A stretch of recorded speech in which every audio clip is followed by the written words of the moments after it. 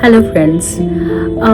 Before starting the onomatology series regarding love relationship from A to Z, मुझे आप लोगों से कुछ 3-4 इम्पॉर्टेंट बातें करनी है क्योंकि मैं हर वीडियो में सीरीज़ के हर एक वीडियो में वो बात नहीं कहूँगी। पहली बात ये है कि ये एक ब्रीफिंग है, ये एक जनरल रीडिंग है ना। ए लेटर से बहुत सारे लोग हैं, ठीक है। तो इसमें से जो आपको रेजोनेट होता है उसे लीजिएगा, बाकी स्किप करिएगा, ठीक है। Again I am telling, broad spectrum reading है, इन जनरल रीडिंग है, जिसके वीडियोस मैं सीरीज के रूप में अभी अपलोड करना स्टार्ट करूंगी कल से, ठीक है। दूसरी बात यह है कि ओनोमेटोलॉजी रीडिंग जो लोग ले चुके हैं, है ना, इन जनरल मतलब पर्टिकुलरली अपने नाम और पूरी डिटेल्स के साथ, उन्हें तो पता ही है, लेकिन जो लोग लेना चाहते हैं उनको मैं एक बार फिर से समझा देती हूँ। अगर आपको specifically love life related, relationship related भी मुझसे अपनी ओनोमेटोलॉजी रीडिंग करवानी है तो उसके लिए भी सेम ही पैरामीटर्स की मुझे ज़रूरत होगी। जी हाँ, मेरा contact number, I mean to say symposium the healing clinic का जो मेरा बिजनेस कॉन्टैक्ट नंबर है वो मैंने इंस्टाग्राम पे दे रखा है, ठीक है।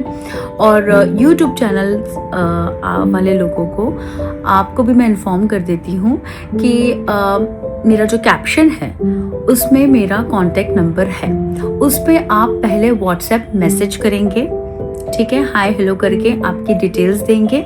डिटेल्स में मुझे 4 चीज़ें थिंग्स चाहिए। पहली, आपका कंप्लीट नेम, अगर मेल है तो आपका नाम, आपके फादर का इनिशियल, आपका सरनेम। अगर फीमेल है तो आप 2 भाग में दीजिएगा। फर्स्ट सेक्शन में आपका नाम, आपके फादर के नाम का इनिशियल, आपका शादी से पहले का जो सरनेम वो, एंड सेकंड पार्ट में दीजिए आपका नेम, आपके हस्बैंड का इनिशियल एंड आपका मैरिज के बाद जो भी सरनेम है, ठीक है। अगर सेम भी है तो फिर से रिपीट करिएगा, ठीक है।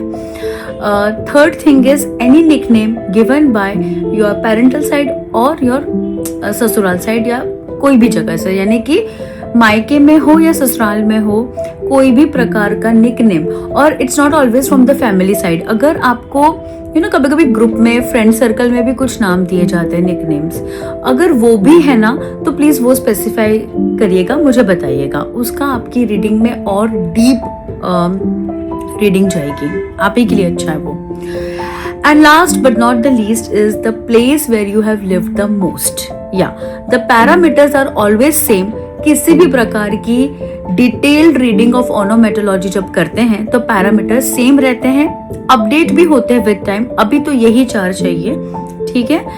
और आप स्पेसिफिकली लिख सकते हैं कि मुझे इन जनरल पता है या इन जनरल नहीं जानना है, सिर्फ लव स्पेसिफिकली जानना है, ठीक है। तो मैं उस हिसाब से रीडिंग करूंगी, ठीक है। Charges are same, they are not different, but अगर आपको ओनोमेटोलॉजी की जनरल रीडिंग भी चाहिए जिसमें आपका सब कुछ आए, लव, करियर, पूरी की पूरी आपकी पर्सनैलिटी आए, और साथ में फिर आपको लव में भी डिटेल रीडिंग चाहिए, है ना, या फिर रिलेशनशिप में भी डिटेल रीडिंग चाहिए, तो डबल चार्ज रहेगा, ठीक है ना। आप देख लीजिएगा charges, like it's minimal only, but particular charge for one particular reading, okay. भले आप सेम पर्सन हो, तो मैं ये क्लियर करना चाहती हूँ, ठीक है।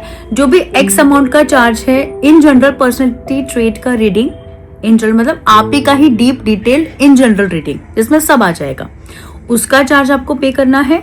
फिर अगर आपको लव रिलेशनशिप रिलेटेड, शादी रिलेटेड, कोई भी मतलब आपके पार्टनर से रिलेटेड आपको डीप रीडिंग चाहिए, ठीक है, तो उसका जो एक्स अमाउंट है वो आपको अलग से देना है, ओके। दोनों एक में नहीं आएगा।